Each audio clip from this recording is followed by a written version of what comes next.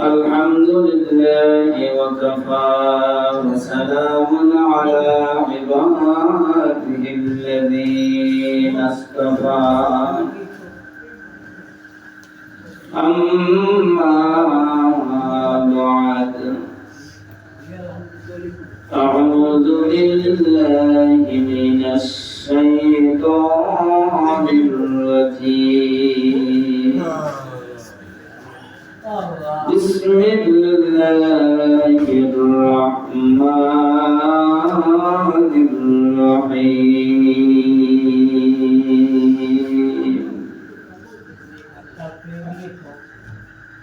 يا أيها الذين آمنوا اتقوا الله وكونوا مع الصادقين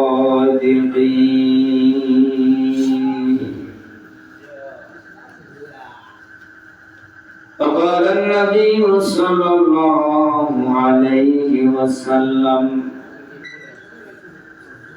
تركت فيكم أمرين لن تضلوا ما تمسكتم بهما كتاب الله وسنة رسوله إن الله وملائكته يصلون على النبي يا أيها الذين آمنوا صلوا عليه وسلموا تسليما اللهم صل على سيدنا مولانا محمد وعلى آل سيدنا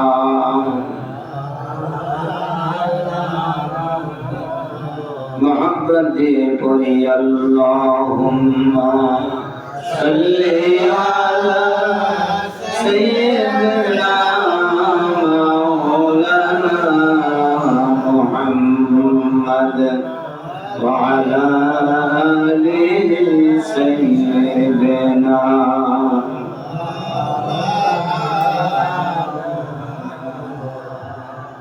নবীজি আগমনে জগৎ হলো উজালা করদরুদ তার উপরে তোহে আশিক নিরালা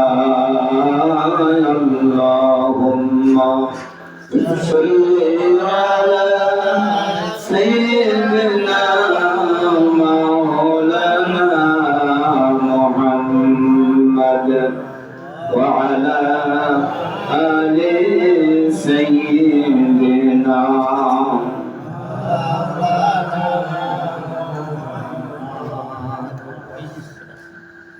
الحمد لله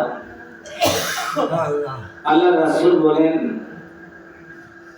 যে ব্যক্তি আমার উপর একবার দুরূদ শরীফ পড়বে আল্লাহ রাব্বুল আলামিন ওই ব্যক্তির উপরে 10টা রহমত নাযিল করে বলেন সুবহানাল্লাহ। একবার দুরূদ শরীফ পড়লে আল্লাহ রাব্বুল আলামিন ওই বান্দার 10টা গুনাহকে maaf করে দেয় বলেন সুবহানাল্লাহ।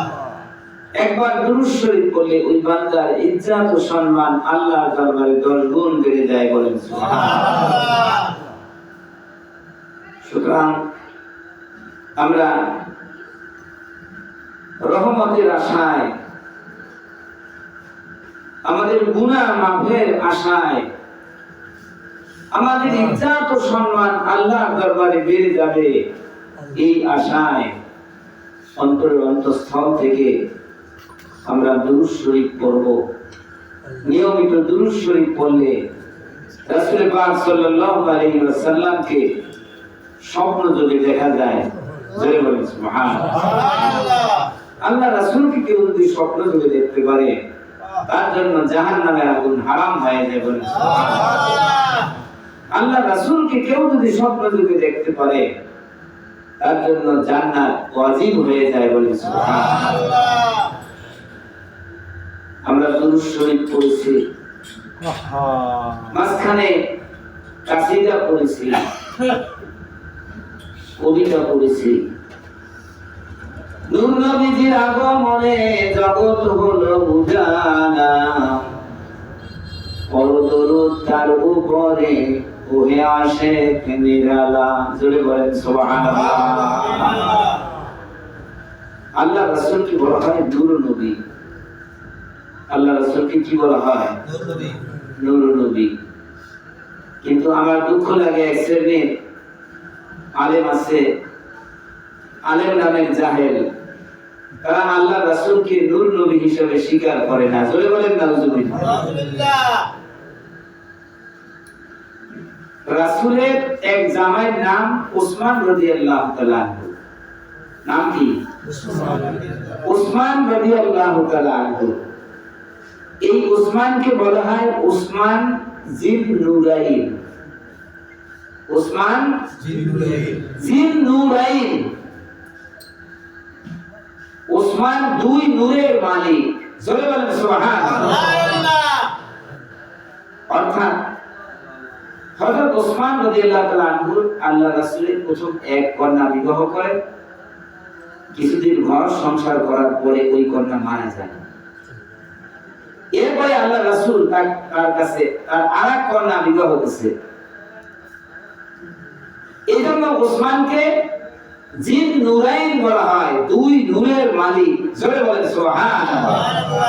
আল্লাহু আকবার। দুই নূরের মালিক। এই দুই নূর হইছে রাসূলের কন্যা, রাসূলের মেয়ে। তারা যদি নূর হয় তাহলে ওই নূরের পাওয়ার স্টেশন কে? নবী মুহাম্মদুর রাসূলুল্লাহ সাল্লাল্লাহু আলাইহি ওয়াসাল্লাম। অথচ ওই আনপড়া আলেমরা তারা আল্লাহ রাসূলকে নূর নবী স্বীকার করে না। কোরআনের আয়াত ওয়াদাইয়ান ইলাল্লাহি বিইذনিহি ওয়া সিরাজাম মুনীরা।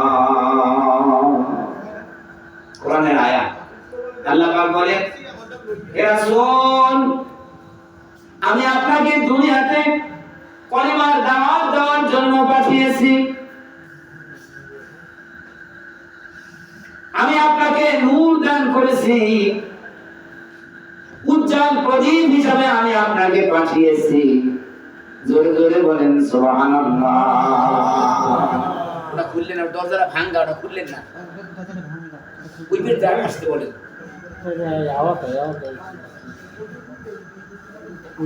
তো রাসূলুল্লাহ সাল্লাল্লাহু আলাইহি ওয়াসাল্লাম তিনি নূর নবী। আল্লাহ নিজে বলেছেন যে রাসূল, আমি আপনাকে দ্বীনের দাওয়াতের জন্য পাঠিয়েছি। আপনি বলবেন লা ইলাহা ইল্লাল্লাহ, এই দাওয়াত দেওয়ার জন্য পাঠিয়েছি।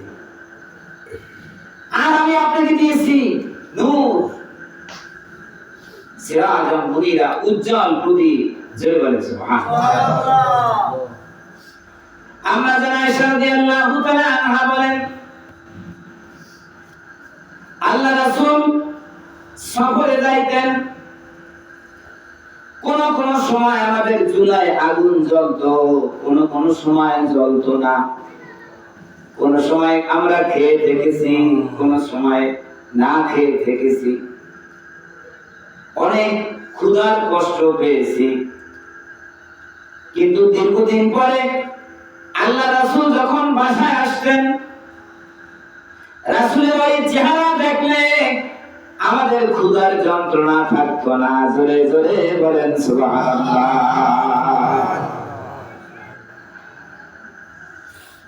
রাসূলের প্রিয় দৌহিত্র হাসান হোসেন বলেন, ও মা ফাতিমা,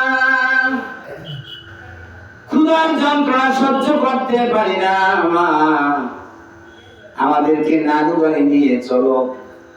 নানুর ওই নুরানি চেহারাটা দেখলে আমাদের ক্ষুধার কথা মনে থাকবে না। জোরে জোরে বলেন সুবহানাল্লাহ।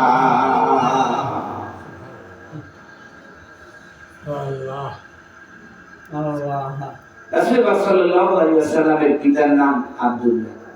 আল্লাহ রাসূলের পিতার নাম কি? আব্দুল্লাহ।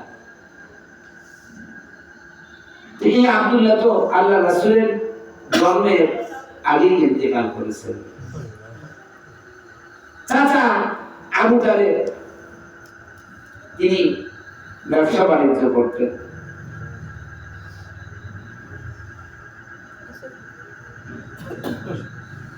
তো রাসূল সাল্লাল্লাহু আলাইহি ওয়াসাল্লামের পিতা যখন জীবিত ছিলেন তিনিও ব্যবসা বাণিজ্য করতেন। আল্লাহ রাসূলের পিতা আব্দুল্লাহ যখন সিরিয়ায় বাণিজ্যে গেলেন, মক্কা থেকে সিরিয়ায় বাণিজ্যে গেলেন, ওই সিরিয়ায় একজন মহিলা ছিল অত্যন্ত জ্ঞানী গুণী, নাম ছিল কুতিলা। নাম ছিল কি? কুতিলা।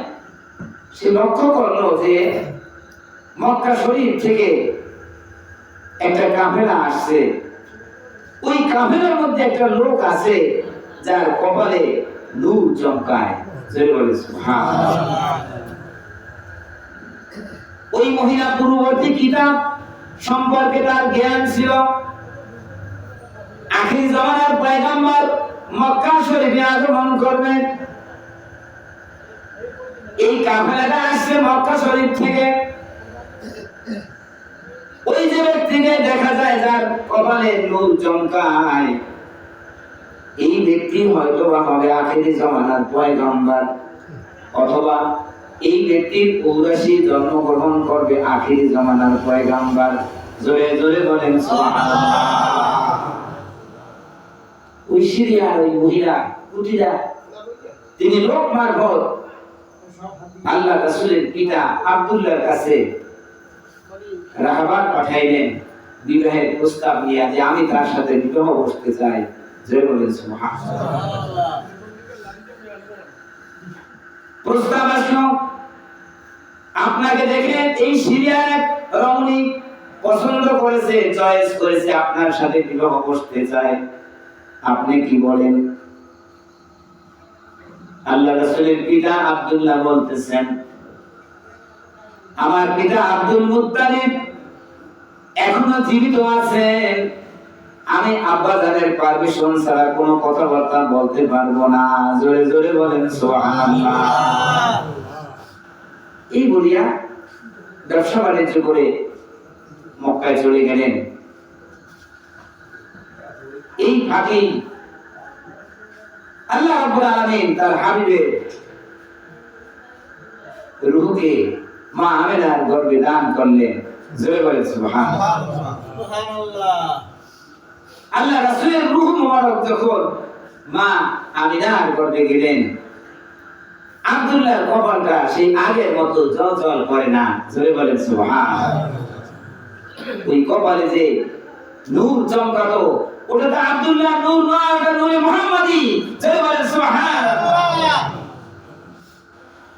আব্দুল্লাহ তার পিতা আব্দুল মুত্তালিবের কাছে, অর্থাৎ নবীর দাদার কাছে বললেন, আব্বা জান, আমরা তো ব্যবসা বাণিজ্য করি সিরিয়া এক মহিলা আমাকে পছন্দ করেছে, যদি আমি সিরিয়াতে একটা বিবাহ করি আমাদের ব্যবসা বাণিজ্য করতে সুবিধা হবে।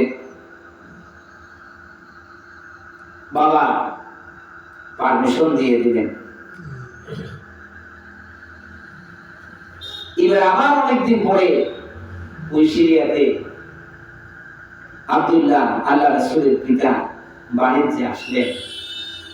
ওই কুতিলা এবারে লক্ষ্য করেছেন যে আরব দেশ থেকে একটা বাণিজ্য কাফেলা আসছে। রাসূলের পিতা আব্দুল্লাহ নিজেই আগাম ওই মহিলার কাছে রাহবার পাঠালেন যে আমি বাবার পারমিশন নিয়ে আসছি, আমি এখন থেকে বিবাহ করতে পারি। ওই কুতিলা লক্ষ্য করলো এই আব্দুল্লাহ তো আগের আব্দুল্লাহ না। জোরে বলেন সুবহানাল্লাহ। আগে যে আব্দুল্লাহ আসছিল তার কপালে নূর চমকাচ্ছিল, এখন তো সেই নূর দেখি না। তিনি বলে দিলেন, না আমি তোমার সাথে বিবাহ বসবো না। কারণ আমার মনের মধ্যে যে আশা আকাঙ্ক্ষা ছিল, আমি পূর্ববর্তী কিতাবে পেয়েছি আখিরি জামানার পয়গম্বর আগমন করবেন মক্কাতে। সেই সময় তোমার আগের বাণিজ্যের সময় তোমার কপালে নূর দেখেছিলাম, এখন সেই নূর দেখি না, অতএব আমি তোমার সাথে বিবাহ বসবো না। জোরে বলেন সুবহানাল্লাহ। এই নূর হচ্ছে নূরে মুহাম্মদ সাল্লাল্লাহু আলাইহি ওয়াসাল্লাম। নূর নবীজির আগমনে জগৎ হলো উজালা, পরদরুদ তার উপরে ওহে আশিক নিরালা। আল্লাহুম্মা সাল্লি আলা সাইয়্যিদিনা মাওলানা মুহাম্মদ ওয়া আলা আলি সাইয়্যিদিনা بلغ العلا بكماله كشف الدجى بجماله حسنت جميع خصاله صلوا عليه وآله بلغ العلا بكماله كشف الدجى بجماله حسنت جميع خصاله صلوا عليه وآله। আমরা সকলে বলি আলহামদুলিল্লাহ। বরগুনা জেলা শহর থেকে উত্তর দিকে ছোট গৌরীচন্না মিলের হাটের উত্তর পাড় আমার শ্রদ্ধেয় মুর্শিদ, আমার রাহবারে কামেল, ওলিয়ে কামেল, মুর্শিদে মুকাম্মেল বকুলতলী হযরত পীর সাহেব হুজুরের এই নেমুয়া বাজার সংলগ্ন ঐতিহ্যবাহী এই ঈদগাহ ময়দান, এই মাদ্রাসা আজকের এই তালিমি জলসায় মাসিক ইজতেমায় আল্লাহ রাব্বুল আলামিন আমাদেরকে কবুল করেছেন, এজন্য সকলে বলি আলহামদুলিল্লাহ। আমরা আজকে ধন্য, যেহেতু আমার শ্রদ্ধেয় হুজুরের আবার পীর সাহেব আমাদের সকলের প্রিয়, আমাদের সকলের পরিচিত, যিনি চরমঙ্গার মরহুম আল্লাহর কুতুবকে এই বরগুনাতে প্রথম আনছেন। জোরে বলেন সুবহানাল্লাহ। কোন পটুয়ার হুজুর আব্দুল রশিদ মাদাতুল আলী, তিনিও আজকে এখানে উপস্থিত হয়েছেন। সকলে বলেন আলহামদুলিল্লাহ। এই দুই ওলির সান্নিধ্যে আমরা আসতে পেরেছি, বসতে পেরেছি, কিছু বলার এবং শোনার আল্লাহ রাব্বুল আলামিন তৌফিক ইনায়েত করেছেন, এজন্য সকলে বলি আলহামদুলিল্লাহ। রাসূল পাক সাল্লাল্লাহু আলাইহি ওয়াসাল্লামের প্রিয় সাহাবী হযরত আবু হুরায়রা রাদিয়াল্লাহু তাআলা আনহু, কার নাম বললাম বলেন তো? আল্লাহ রাসূলের কোন সাহাবী নামটা বললাম? এতে আবু হুরায়রা রাদিয়াল্লাহু তাআলা। একটু খেয়াল করবেন, আমার সময় অল্প সময়ের মধ্যে আমার আলোচনা শেষ করতে হবে। যতটুকু আলোচনা হয় মন দিয়ে শুনবে। আলোচনা মন দিয়ে শোনা হুকুমটা কার? আল্লাহ। আল্লাহ পাক বলেছেন ফাসতামিউ লাহু ওয়া আনসিতু, অন্তরের কান দিয়ে শোনো, সম্পূর্ণ চুপ থাকো। লাআল্লাকুম তুরহামুন, যাতে করে আল্লাহ তাআলার রহমত পাইতে পারো। জয় বলে সুবহানাল্লাহ। সুতরাং আমরা আল্লাহর রহমতের আশায় অন্তরের কান দিয়ে শুনবো এবং চুপ থাকবো, কোন দিকে আমরা মন দিব না। এদিকে আমাদের সওয়াব হইবে না পাপ হইবে? সওয়াব। সেই সওয়াবের নিয়তে আমরা শুনবো, মন দিয়ে শুনবো। আল্লাহ রাসূলের প্রিয় সাহাবী আবু হুরায়রা রাদিয়াল্লাহু তাআলা আনহু, আবু হুরায়রা রাদিয়াল্লাহু তাআলা আনহু একদিন মদিনার বাজারে যাইয়া ব্যবসা বাণিজ্যে রত মানুষদেরকে উদ্দেশ্য করে বলতেছেন, ও মানুষেরা, ও আল্লাহর বান্দারা, আপনারা সবাই এখানে ব্যবসা বাণিজ্যে রত আছেন, অথচ রাসূলের রেখে দেওয়া সম্পদ মিরাজ বন্টন হইতেছে। জোরে বলেন সুবহানাল্লাহ। আল্লাহ রাব্বুল আলামিন বলেন, লা তুলহিকুম আমওয়ালুকুম ওয়ালা আওলাদুকুম আন যিকরিল্লাহ। সাবধান, খবরদার, ধন সম্পদ সন্তান সন্ততি তোমাদেরকে যেন আল্লাহর জিকির থেকে গাফিল না রাখে। এজন্য দুনিয়ার সবচেয়ে নিকৃষ্ট স্থান হচ্ছে বাজার। বাজারে গেলে আল্লাহর স্মরণ মনে থাকে না। বাজারে গেলে মানুষ কোথায় আযান হচ্ছে, নামাজ হচ্ছে, এগুলি স্মরণ থাকে না, কেনাকাটায় মশগুল হয়ে যায়। বাজারে গেলে চোখের হেফাজত থাকে না, বেগানা নারীর সামনে পড়ে যায়। একান্ত প্রয়োজন ছাড়া বাজারে ঘোরাফেরা করা ঠিক না। আবু হুরায়রা বললেন, আপনারা তো এখানে সবাই বেচা কেনায় মত্ত, অথচ রাসূলের রেখে দেওয়া সম্পদ মিরাজ বন্টন হইতেছে, আপনারা সেই মিরাজ থেকে বঞ্চিত হচ্ছে। মানুষেরা আবু হুরায়রাকে ঘিরে ধরল, আবু হুরায়রা কোথায় রাসূলের মিরাজ রেখে দেওয়া সম্পদ বন্টন হচ্ছে?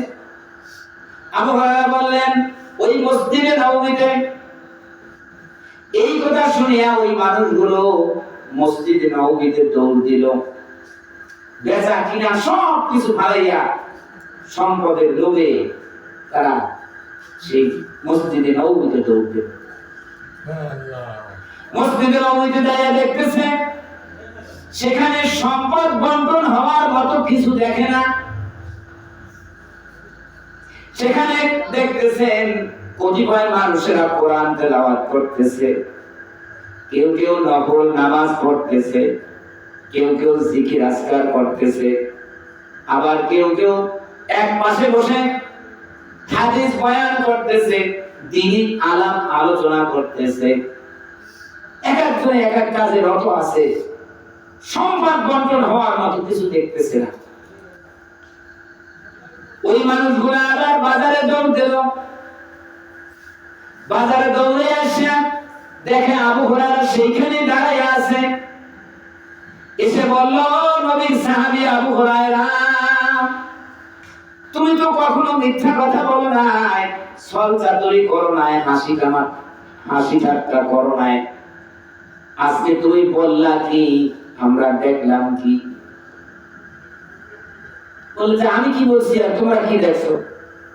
তুমি না বললা যে রাসূলের রেখে যাওয়া সম্পদ মিরাজ বন্টন হইতেছে মসজিদে নববীতে? আমরা সেখানে গেলাম, সেখানে তো সম্পদ বন্টন হওয়ার মতো কিছু দেখলাম না। আমরা বললাম, কি দেখলাম? আমরা দেখলাম কতিপয় মানুষেরা কোরআন তেলাওয়াত করতেছে, কেউ কেউ জিকির আজকার করতেছে, কেউ তাসবিহ তাহলিল পড়তেছে, আবার কেউ দ্বীনি আলাপ আলোচনা করতেছে, হাদিস বয়ান করতেছে, কোরআনের তাফসীর বয়ান করতেছে। আবু হুরায়রা বললেন, তোমরা কি ওখানে যাইয়া কোরআন তেলাওয়াত করছনি? তোমরা কি জিকির করছনি? তোমরা কি হাদিস শরীফ শুনেছো নাকি? তোমরা কোরআন শুনেছো নাকি? যে না, আমরা তো এগুলি কিছু করি নাই। আবু হুরায়রা বললেন, আফসোস, শত আফসোস, কোন নবী রাসূল এই দুনিয়াতে কোন ধন সম্পদ রেখে যান নাই। তারা যে সম্পদ রেখে গেছেন তা হচ্ছে লা ইলাহা ইল্লাল্লাহ, লা ইলাহা ইল্লাল্লাহ, লা ইলাহা ইল্লাল্লাহু মুহাম্মাদুর রাসূলুল্লাহ সাল্লাল্লাহু আলাইহি ওয়াসাল্লাম।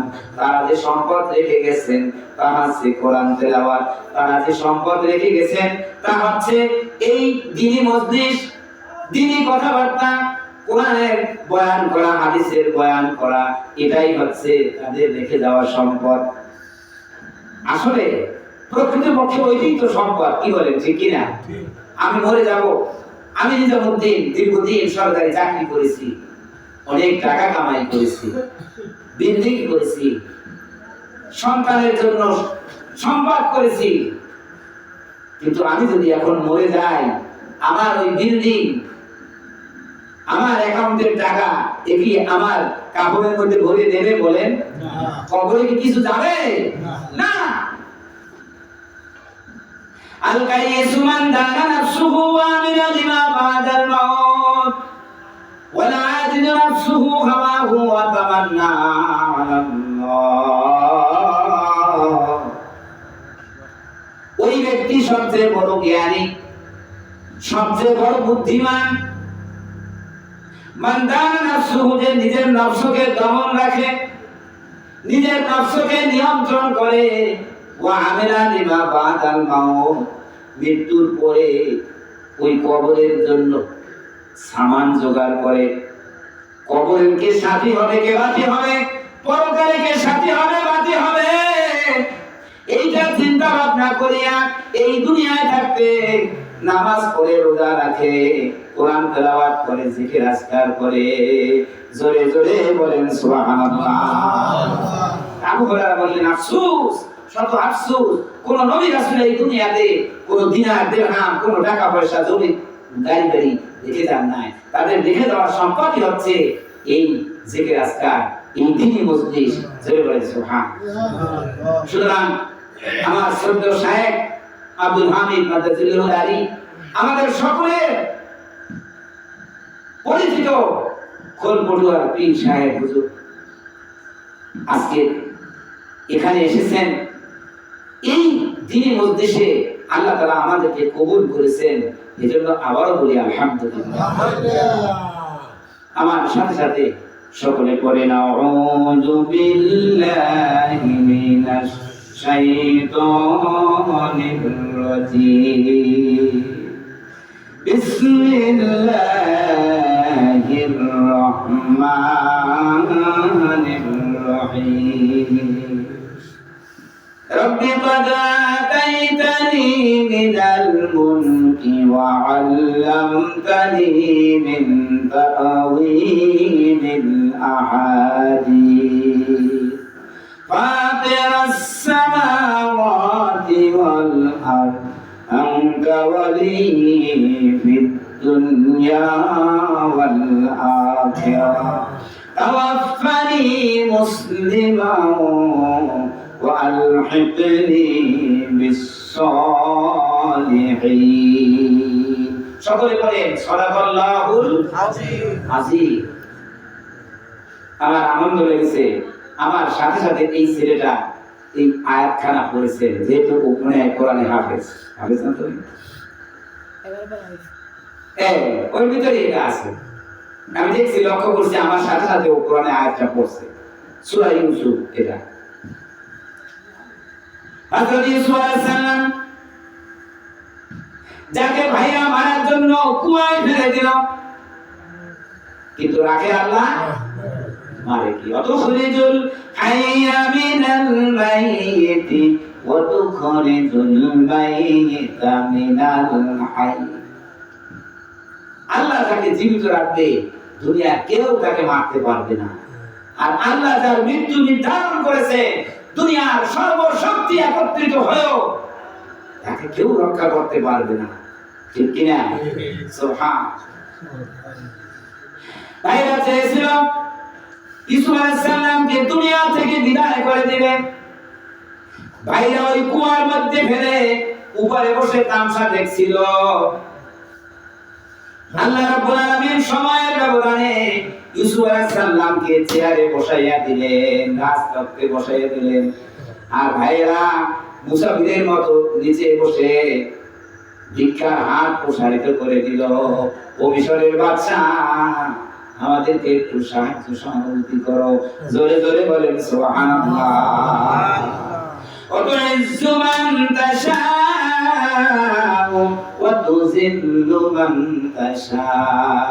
আল্লাহ যাকে ইচ্ছা তাকে সম্মানের আসনে বসান, রাজতত্ত্বে বসান। আল্লাহ যাকে ইচ্ছা তাকে সম্মানের আসন থেকে বেইজ্জতি করে নামাইয়া দেয়, পালাইয়া যাইতে বাধ্য হয়। ঠিক কি না? সুবহানাল্লাহ। এত দম্ভ! 40 বছর পর্যন্ত, 40 সাল পর্যন্ত ক্ষমতায় থাকতে হবে। আল্লাহ যখন হুকুম আসছে, রশি ধরে টান দিয়েছে, পালাইয়া গেছে। এটা আল্লাহ তাআলার নিয়ন্ত্রণ। কথা ঠিক কি না? ভাইরা আমার, দিরা আমার, হযরত ইউসুফ আলাইহিস সালাম যখন রাজতত্ত্বে আরোহণ করলেন, ওই ভাইরা দেয়া ভিক্ষার হাত প্রসারিত করলো। মিশরের বাদশা, আমরা কেনান থেকে আসছি, আমরা একজন নবীর সন্তান, আমাদের পিতার নাম ইয়াকুব আলাইহিস সালাম। আমাদের দেশে দুর্ভিক্ষ দেখা গেছে, আমরা শুনেছি মিশরের বাদশা অত্যন্ত দয়ালু, এজন্য আমরা আসছি, আমাদের কিছু ত্রাণ সামগ্রী দেন। তখন ইউসুফ আলাইহিস সালাম এই ভাইদেরকে চিনতে পেরেছে, কিন্তু ভাইরা তো চিনতে পারে না। সুবহানাল্লাহ।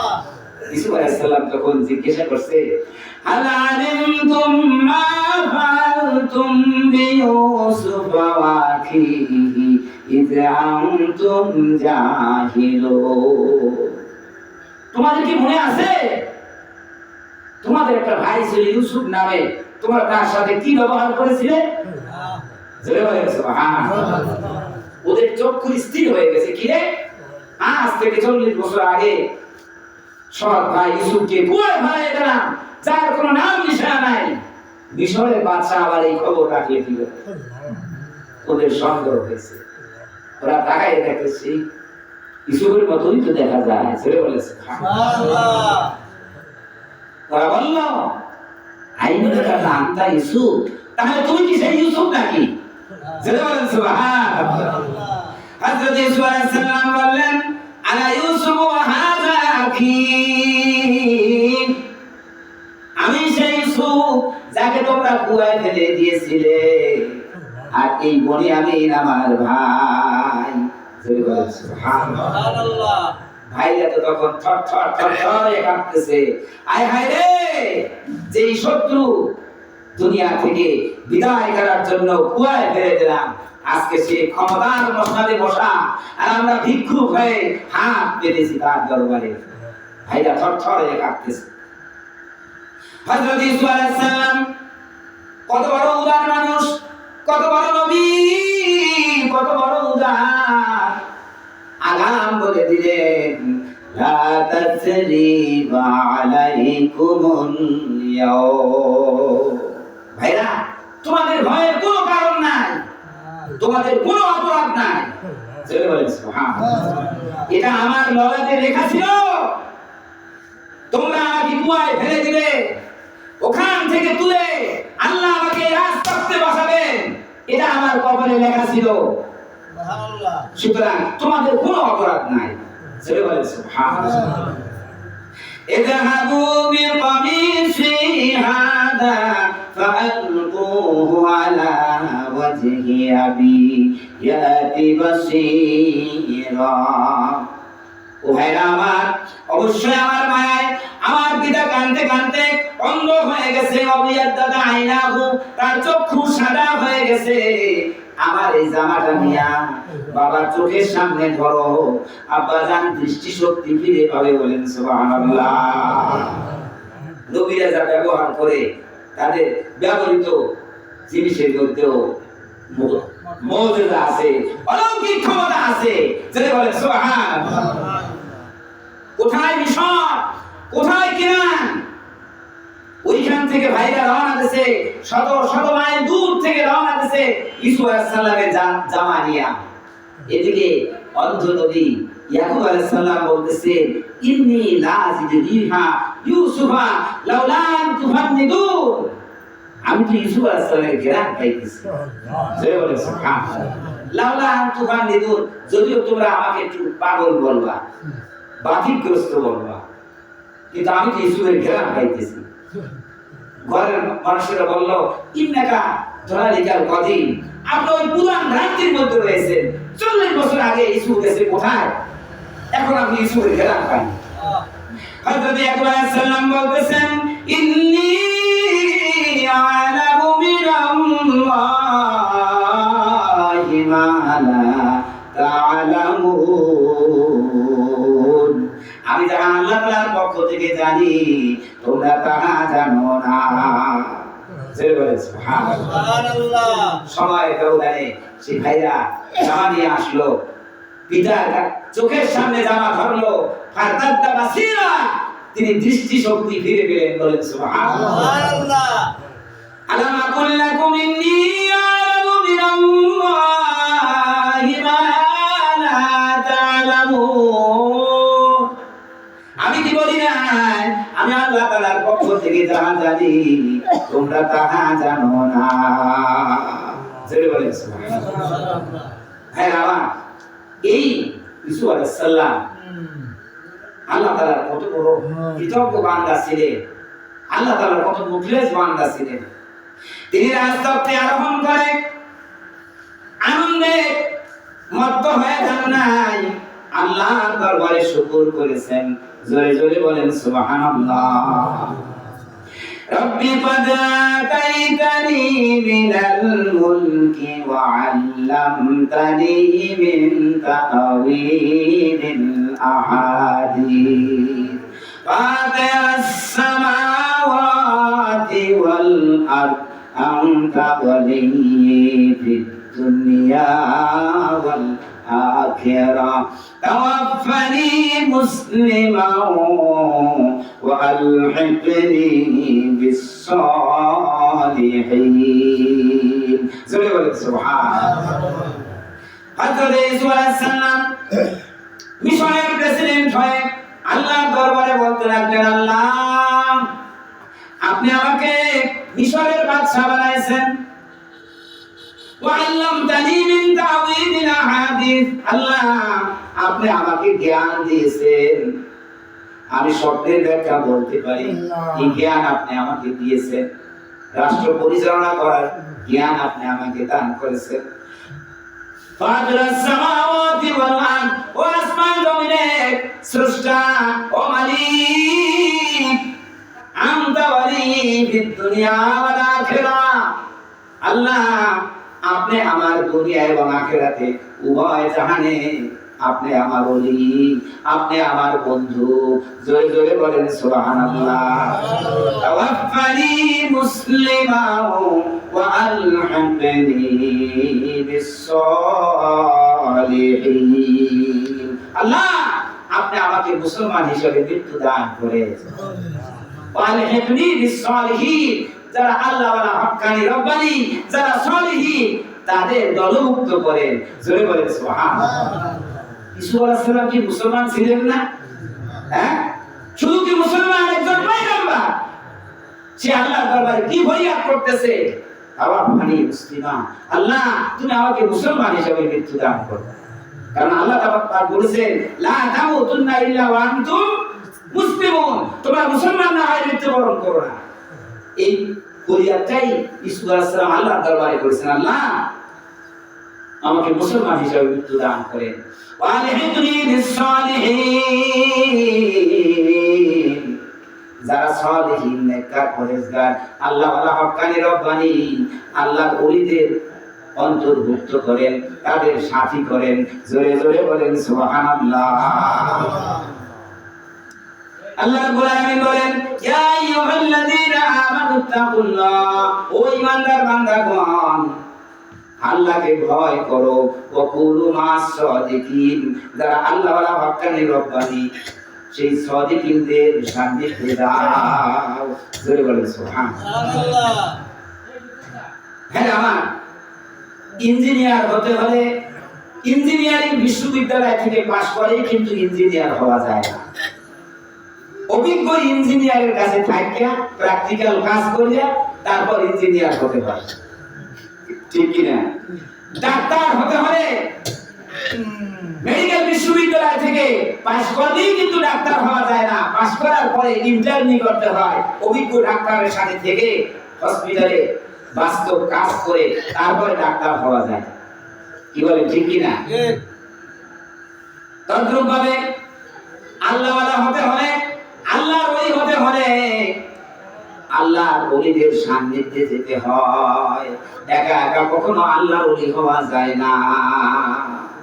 এজন্যই বলেছেন কোন মাস সহতে কি, যারা আল্লাহওয়ালা হক্কানি রব্বানি তোমরা তাদের সান্নিধ্যে যাও। জোরে বলেন সুবহানাল্লাহ।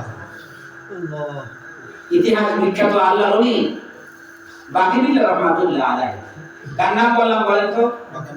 বাকিবিল্লাহ রহমাতুল্লাহ আলাইহি এক রুটিওয়ালার কাছ থেকে একটা রুটি খাইছে, এখন তাকে রুটির দাম দিতে চায়। রুটিওয়ালা বলতেছে আমি দাম দিব না, আর আমি রুটির দাবিও ছাড়বো না। জোরে বলেন সুবহানাল্লাহ। এ কেমন কথা? দামও নিবা না, রুটির দাবিও ছাড়বা না, তাই তুমি চাও কি? এবারে রুটিওয়ালা বলতেছে মাই বাকি বিল্লাহ হোনা চাহি, মাই বাকি বিল্লাহ হোনা চাহি, আমি বাকি বিল্লাহ হতে চাই। জোরে বলেন সুবহানাল্লাহ। বাকি বিল্লাহ রহমাতুল্লাহ আলাইহি বললেন বাবা রে, এইটা ছাড়া তুমি যা চাও তাও তা বলো আমি দেব, এই কথা বলিও না, আমি বাকি বিল্লাহ হতে চাই। সুবহানাল্লাহ। নাসর বান্দা রুটিওয়ালা, কোনটাই কাজ হবে না, আমি রুটির দাবি ছাড়বো না, ভাই বাকি বিল্লাহ হোনা চাহি, আমি বাকি বিল্লাহ হতে চাই। জোরে বলেন সুবহানাল্লাহ। শেষ পর্যন্ত এই রুটিওয়ালা না ভাই, এই রুটিওয়ালাকে নিয়ে বাকিবিল্লাহ রহমাতুল্লাহ আলাইহি মসজিদে গেলেন, তাকে ওযু করালেন, নামাজ পড়লেন, দুরূদ শরীফ পড়লেন, জিকির আজকার করলেন, তাকে তালকিন দিলেন, তাওয়াজ্জু দিলেন, ফায়েজ দিলেন। আল্লাহ ওলিদের একটা আধ্যাত্মিক শক্তি আছে। জোরে বলেন সুবহানাল্লাহ। তাকে তাওয়াজ্জু দিলেন, তালকিন দিলেন। এরপরে ওই বাকিবিল্লাহ আর রুটিওয়ালা দুজন এক রকম হয়ে গেল। বলেন সুবহানাল্লাহ। এক জমানা সোহবতে বা আউলিয়া বেহতর আসাদ সালেকাত দে দিয়া। এক মুহূর্ত আল্লাহর ওলির সান্নিধ্যে থাকা 100 বছর ইবাদত করার চেয়েও উত্তম। বলেন সুবহানাল্লাহ। এখন বাকিবিল্লাহ রুটিওয়ালা মসজিদ থেকে বের হয়ে আসলো, জনগণ দেখলো, মানুষেরা দেখলো কে বাকিবিল্লাহ আর কে রুটিওয়ালা, কোনো পার্থক্য নাই। জোরে বলেন সুবহানাল্লাহ। আল্লাহু আকবার। লোহা রং কি বলেন তো? লোহা কালো রং। আপনারা কথা বলেন না, একজনে বলছে লোহার রংটা কি? কালো। ওই লোহাটা যখন আগুনে দেয় তখন লোহাটার রংটা কি হয়? আগুনের রং ধারণ করে। সুবহানাল্লাহ। একটা সাধারণ মানুষ যখন আল্লাহর ওলির সান্নিধ্যে আসবে, আল্লাহর ওলি ফায়েজ ও তাওয়াজ্জুদে সেই লোকটা আল্লাহর ওলি হয়ে যাবে। বলেন সুবহানাল্লাহ। সাইয়েদনা দাদা হুজুর শাহ সুবীর সারউদ্দিন আহমদ রাহমাতুল্লাহ আলাইহি, তার একজন মুরিদ ছিল, সে কোরআনে হাফেজ না, আর কোন হাফিজি মাদ্রাসায় পড়েও নাই, তবে নিয়মিত কোরআন তেলাওয়াত করত। সুবহানাল্লাহ। ওই লোকটা হাফেজ হয়ে গেছে। জোরে বলেন সুবহানাল্লাহ। ইন্না নাহনু নাযালনা যিকরা ওয়া ইন্না লাহু লাহাফিজুন। আল্লাহ রাব্বুল আলামিন বলেন এই কোরআন আমি অবতীর্ণ করেছি, এই কোরআনের রক্ষণাবেক্ষণকারী আমি আল্লাহ। তাওরাতের কোনো হাফেজ নাই, জাবুরের কোনো হাফেজ নাই, ইনজিলের কোনো হাফেজ নাই, পূর্ববর্তী কোনো কিতাবের হাফেজ নাই, অথচ কোরআনের হাফেজ লক্ষ লক্ষ এই পৃথিবীতে বিদ্যমান। যেহেতু কোরআনের হেফাজতের দায়িত্ব নিয়েছেন আল্লাহ। আল্লাহ রাসূলের উপরে যখন কোরআন নাযিল হতো, আল্লাহ রাসূল কোরআনকে কণ্ঠস্থ করার জন্য মুখস্থ করার জন্য, তার হৃদয়ে ধরে রাখার জন্য তিনি বারবার চেষ্টা করতেন। তার শরীর থেকে ঘাম বের হয়ে যেত, বারবার জিহ্বাটা সঞ্চালন করতেন। আল্লাহ রাসূলের কষ্ট হইত। আল্লাহ রাসূলের কষ্ট হোক, আল্লাহ রাব্বুল আলামিন এটা কখনো কামনা করেন না। আল্লাহ রাব্বুল আলামিন তাকে জানিয়ে দিলেন, লা তুহাররিক বিহি লিসানাকা লিতা'জালা বি ইন্না আলাইনা জামাআহু ওয়া কুরআনা।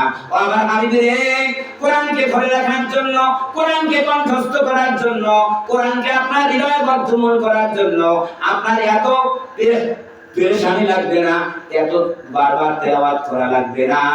আপনার হৃদয়ের মধ্যে কোরআন জমায়েত করে দেওয়ার দায়িত্ব আমি আল্লাহ। সুবহানাল্লাহ। সাসিনা দাদা হুজুরে এক মুরিদ, সে আদৌ হাফেজিয়া মাদ্রাসায় পড়ে নাই।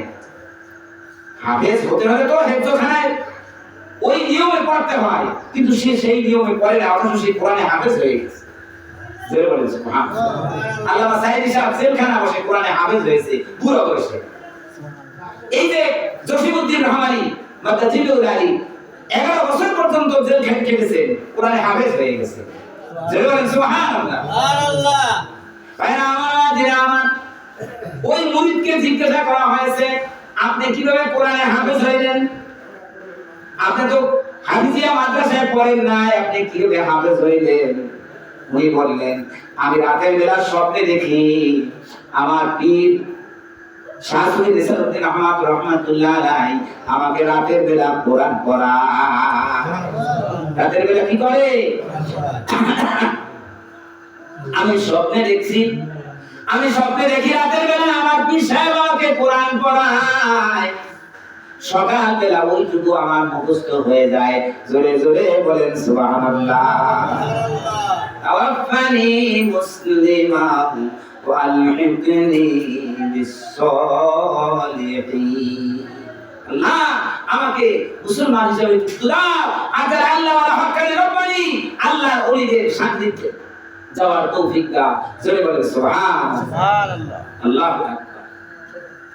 ভাইরা আমার, এজন্য আমাদের কর্তব্য হচ্ছে হক্কানি আলেমদের কাছে যাওয়া। আমি বরগুনা আলিয়া মাদ্রাসা থেকে পাশ করেছি। বরগুনা আলিয়া মাদ্রাসায় আমি শিক্ষকতা করেছি।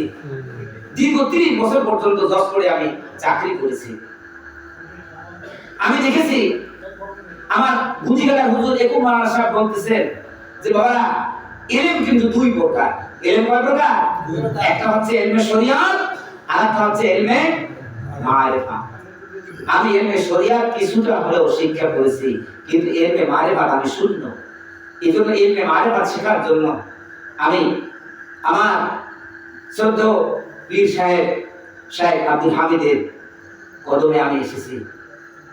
আমি আপনাদেরকে আরজ করি, এই দরবারে যে আসতে হবে এমন কোনো কথা নাই। যেখানে হক্কানি আলেম ওলামা আছে, যে কোনো একজন হক্কানি আলেমের হাতে হাত দিয়া তরিকাতে সবক আদায় করবেন, আপনিও আল্লাহর ওলি হয়ে যাবেন। আল্লাহ তাআলা আমাদের সকলকে বোঝার এবং আমল করার তৌফিক দান করুন। ওয়া আখিরু দাওয়ানা আলহামদুলিল্লাহি রাব্বিল আলামিন। আসসালামু আলাইকুম ওয়া রাহমাতুল্লাহ।